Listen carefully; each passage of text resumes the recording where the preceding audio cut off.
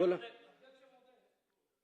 माननीय नितीन राऊत साहेबांवर जी संस्था अन्याय करते, मी जरी ते काँग्रेसचे सदस्य असतील तरी ती NIT बरखास्त करावी अशी मी मागणी करतो. सरकार ती करणार का, माझा पहिला प्रश्न आहे. माननीय अध्यक्ष महोदय, पायाभूत सुविधांच्या बाबतीतली ही लक्षवेधी आहे. मी या सभागृहाच्या माध्यमातून माननीय मुख्यमंत्री देवेंद्र फडणवीस साहेब असतील की आमचे नेते माननीय नितीन गडकरी साहेब असतील, जेवढा निधी नागपूर महानगरपालिका तयार झाली तेव्हापासून मिळाला नाही तेवढा निधी या मागच्या 9 वर्षात मिळाला आहे. त्याकरता मी या शासनाचं अभिनंदन करतो. माननीय अध्यक्ष महोदय, माननीय अध्यक्ष महोदय, राऊत साहेब बसले आहेत. आमच्या महानगरपालिकेला CNC ॲक्ट लागायचा, जो की फक्त नागपूर महानगरपालिकेकरता होता. म्हणजे मुंबई महानगरपालिकेला वेगळा ॲक्ट, नागपूर महानगरपालिकेला CNC ॲक्ट आणि इतर महानगरपालिकेला MMC ॲक्ट. आमचा ॲक्ट मर्ज केला MMC ॲक्टमध्ये, म्हणून आम्हाला मिळणाऱ्या अनेक सुविधापासून आमचं शहर वंचित आहे. आम्हाला उपराजधानीचा दर्जा आहे, आम्हाला उपराजधानीचा निधी मिळायचा, तो मिळत नाही. पण याला दोषी कोण, कोणाच्या काळात झाला CNC ॲक्ट रद्द, त्याचं आत्मचिंतन राऊत साहेबांनी आणि सगळ्यांनी केलं पाहिजे. माननीय अध्यक्ष महोदय, राऊत साहेबांनी सांगितल्याप्रमाणे पिवळ्या नदीचा विषय बरोबर आहे की तिथे दोन्ही बाजूला भिंतीची गरज आहे. त्यामुळे त्याकरता 2400 कोटी रुपयात जो काही DPR झाला आहे, ज्या ठिकाणी पैसे दिले आहे त्यात ती भिंत होणार आहे का, हा माझा पहिला प्रश्न आहे. नंबर दोन साहेब, जवळपास 400 कोटी रुपये फेज 1, फेज 2, फेज 3, फेज 4 मध्ये सरकारने दिले आहे सिमेंट रोड करता. त्याकरता मी सरकारचं धन्यवाद देतो आहे. पण 12 मीटर, 15 मीटर आणि 18 मीटर हे रस्ते अजून सिमेंटचे व्हायचे आहेत. त्यामुळे जरा काही गड्डे आहेत. त्याकरता फेज 5 मध्ये आपण 700 कोटी रुपये या शहराला देणार आहोत का, हा माझा दुसरा प्रश्न. तिसरा प्रश्न, जवाहरलाल नेहरू योजनेमध्ये निरंतर पाणी पुरवठा, शुद्ध पाणी पुरवठा अशी स्कीम आम्हाला मिळाली होती आणि मी शासनाचं धन्यवाद देतो की 100% नाही पण 65-70% रोज पाणी पुरवठा 8 तास, 10 तास, 20 तास, काही ठिकाणी 24 तास पण मिळतोय.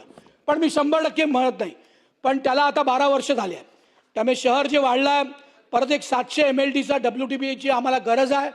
त्याकरता शासन आम्हाला त्या विषयाकरता 700 कोटीचा निधी देणार आहे का, हा माझा चौथा प्रश्न आहे.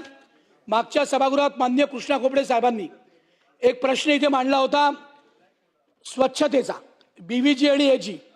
आमचं शहर जेव्हा महानगरपालिका अस्तित्वात होती, म्हणजे इलेक्शनच्या आधी 4 वर्ष प्रशासकाचं राज्य होतं, त्या प्रशासकाच्या राज्यात आमचं शहर जे पहिल्या 10 मध्ये होतं ते पहिल्या 25 मध्ये गेलं. त्याला आमचा प्रशासक दोषी होता. या 2 कंपन्या नाही ठेवल्या, त्यामुळे कचऱ्याचं साम्राज्य पूर्ण शहरात होतं. माननीय अध्यक्ष महोदय, या सभागृहात ताई बसल्या, मी ताईंचं धन्यवाद देतो की त्यांनी तेव्हा त्या प्रश्नाचं उत्तर दिलं होतं. पण अजूनपर्यंत नागपूर महानगरपालिकेच्या आयुक्तांनी या दोन्ही कंपन्यांवर कारवाई केली नाही. 5 वर्षाचं टेंडर एक्सटेंड करून परत 5 वर्ष दिलं.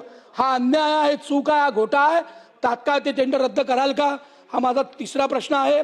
माननीय अध्यक्ष महोदय, शेवटचा प्रश्न, जवळपास NITचे जे लेआउट आहेत तिथे 60,000 निवासी प्लॉट आहेत.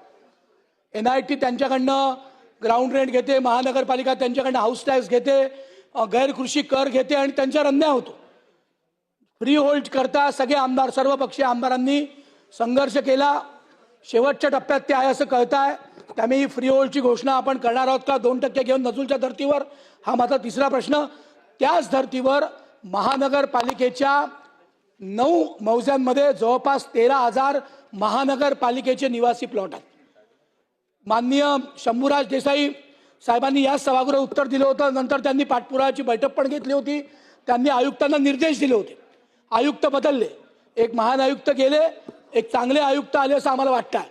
त्यामुळे शंभूराज देसाई साहेबांनी तो पाठपुरावा केला, तो प्रस्ताव आपण मागवणार आहोत का, मागवून त्याला आपण मंजुरी देणार आहोत का.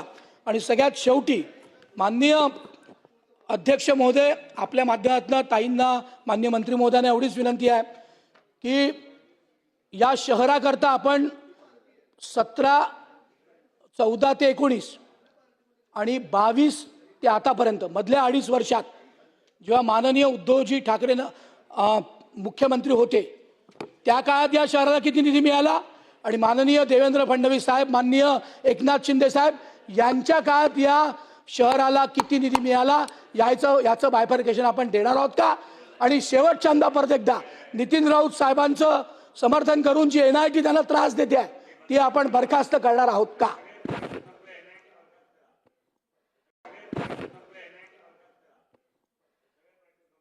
अध्यक्ष महोदय, प्रवीण दटकेंनी जे काही प्रश्न विचारले त्याच्यामधल्या एकाच प्रश्नाचं उत्तर मी आत्ता इथे देते, कारण बाकीचे जे प्रश्न आहेत तर त्यांनी ते इतर माध्यमातनं सभागृहासमोर आणावे, तेव्हा मी त्याची त्या पद्धतीची उत्तरं देईल. कारण आत्ताची जी लक्षवेधी आहे ही एक विशिष्ट ह्याच्या विकास निधीसाठीची लक्षवेधी आहे. त्याच्यामध्ये ह्या प्रश्नांचं उत्तर आत्ता मी देऊ शकत नाही अध्यक्ष महोदय. अध्यक्ष महोदय, पण त्यांच्या जे मागणी आहे म्हणजे नागपूर शहरासाठी, त्यांनाही माहिती आहे की नागपूर शहरासाठी सर्वात जास्त आपले मुख्यमंत्र्यांनी निधीची तरतूद सगळ्याच ह्याच्यामधनं केली. अध्यक्ष महोदय, जरी स्कोप बाहेरचा असेल तरी अध्यक्ष महोदय पाणी पुरवठ्याच्या संदर्भात असेल किंवा नगरोत्थानकडनं असेल, अमृतकडनं असेल, आपण नेहमीच नागपूर शहराला आता स्वच्छता निधी पण जो त्यांना स्वच्छता निधीमध्ये पण आपण खूप सारी निधीची तरतूद त्यांना दिलेली अध्यक्ष महोदय. त्यामुळे यापूर्वी जी मंजूर झालेली कामं आहेत त्याला निधी मिळेल असं नियोजन आपण अर्थसंकल्पात आत्ता तरतुदीमधनं केलेले अध्यक्ष महोदय. त्यांना जो पुढच्या फेजमध्ये जो निधी वितरित करायचा आहे, आत्ता आपण सप्लिमेंटरी डिमांडमध्ये पण 500 कोटी रुपये मंजूर करून घेतलेले आहे. त्याच्यामधनं आपण यांचे जे बाकीची जी आत्ता आहे त्याची तरतूद करतोय अध्यक्ष महोदय. आणि मंजूर केलेल्या सर्व कामांना आपण निधी देण्यासाठी शासन कटिबद्ध आहे अध्यक्ष महोदय. आणि बाकीचे जे प्रश्न आहे म्हणजे हा पण जो मंजूर निधी आहे जो ज्या पद्धतीचे येईल तसा टप्प्याटप्प्याने वितरित केला जाईल. अध्यक्ष महोदय, कुठलंही नागपूरच्या विकासाचं काम थांबणार नाही एवढी ग्वाही मी ह्या निमित्ताने देते अध्यक्ष महोदय. आणि बाकीचे त्यांचे प्रश्न त्यांनी इतर ह्याच्यातनं उपस्थित करावेत, त्याची उत्तरं त्यांना मिळतील.